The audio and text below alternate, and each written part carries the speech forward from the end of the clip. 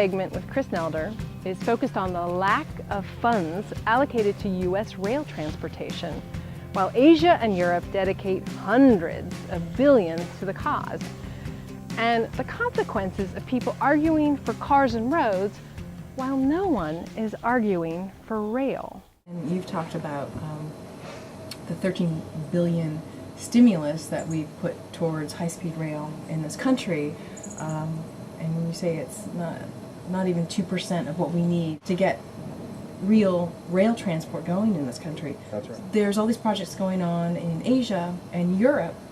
They're really beefing up their rail transport. Why are we so far behind in that? Well, I like to look at China as sort of a counterpoint. China is spending $100 billion a year building out rail. Really?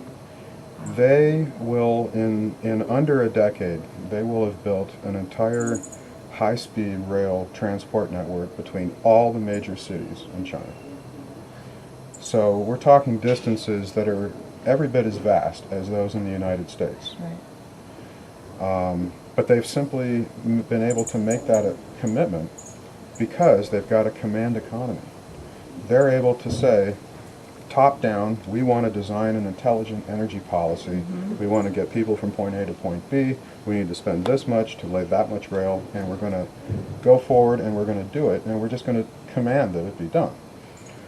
So they're able to do it. Whereas in the U.S., we design all of our energy policy on the basis of politics. We don't have an energy policy. We don't have an energy plan. What we do instead is we let lobbyists and vested interests and the public compete in a political idea space and fight for their own favorite, policy strategies. Right.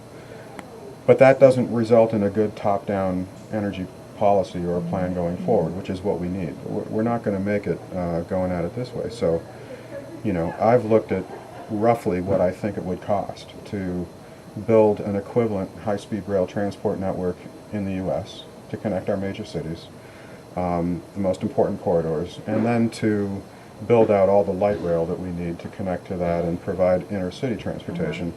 And I think it's probably about a $2 trillion project. So we also need to be spending about $100 billion a year for the next 20 years to achieve that. And what is the likelihood of that happening? Well, without a top-down sort of command making that energy policy happen and building that out, it's not going to happen. So instead, we wound up with $8 billion committed now, $13 billion committed over time, total, for a few small rail project investments in the U.S.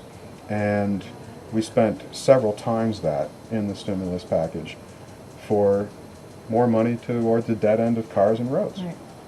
Right.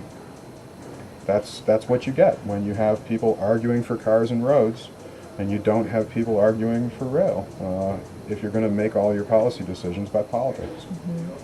Mm-hmm. So that's our problem. I think at this point, I really hate to say it because I am a champion of free enterprise in many ways, but I think right now command economies really have the advantage in terms of negotiating a declining future of energy.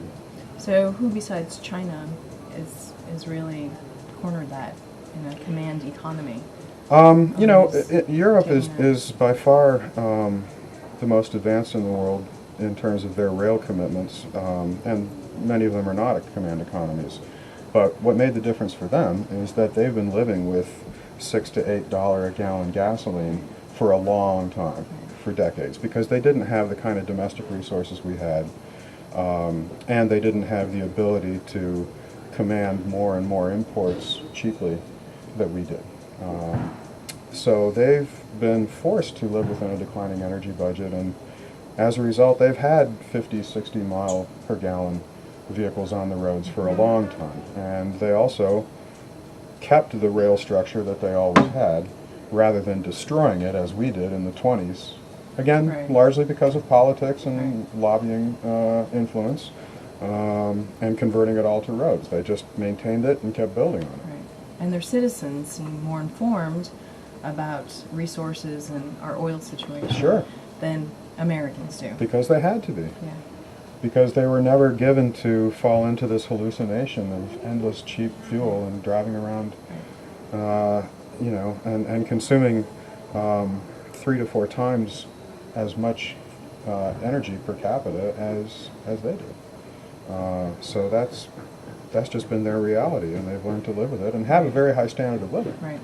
But we've just gotten ourselves into a very deep hole now and refuse to do those things. Deluded. Yeah, so living in a delusion, living in a hallucination. So now we have to do it. We have to do a very rapid build out, and it's going to be very expensive if we want to negotiate the future of energy. We don't really have the financial leverage to do that at this point either. Oh, it's all going to have to be done with printed money. Yeah, no doubt. Another hallucination. Another hallucination, exactly. You know, it's an opiate-inspired dream that we've been living in for the last 3-4 decades. Right.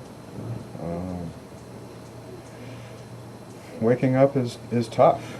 It's painful, especially when you wake up and realize that things are really much, much worse than you imagined. Right. So I think a lot of America is really struggling with that now. They're struggling with the emotional aspect of coming to terms with that reality.